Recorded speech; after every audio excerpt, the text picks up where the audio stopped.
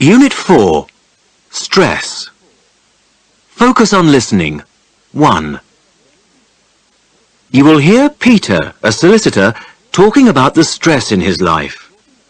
As you listen, fill in the missing information in questions 1 to 9. You will hear the recording twice. There are two main sources of stress in my life. Firstly, in the sphere of my work, and secondly, in my domestic life. Taking work first, there are things that stress me, and I'll give you an example. In my job as a solicitor, I use a dictating machine at work, and I dictate a lot of legal documents and a lot of letters, and those tapes may go on for up to an hour. Now you can say a lot in an hour, and there's a lot of typing that comes out of that. My secretary is an audio typist, so she would listen to me dictating those documents and letters, which I put a lot of thought into.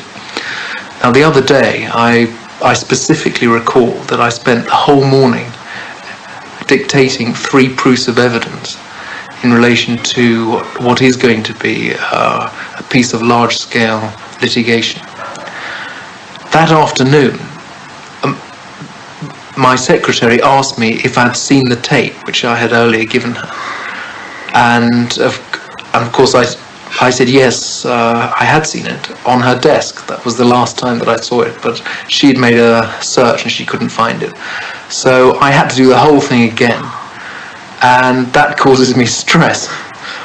There are other stressful things in my work, such as the pressure of time, when I know a document has to be served by a certain date, or I know a hearing is coming up soon and things have to be done by a certain time.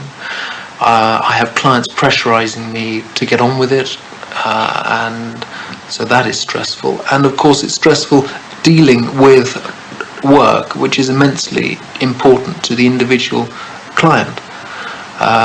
Because when a client comes to a solicitor, they're usually at some sort of crisis point in their life, so everything you do for them is extremely important, and they're quite naturally worried about it and want to have a good job. So there's that pressure, because you've almost taken the load off the client and it's now onto you, so you have to be able to cope with that.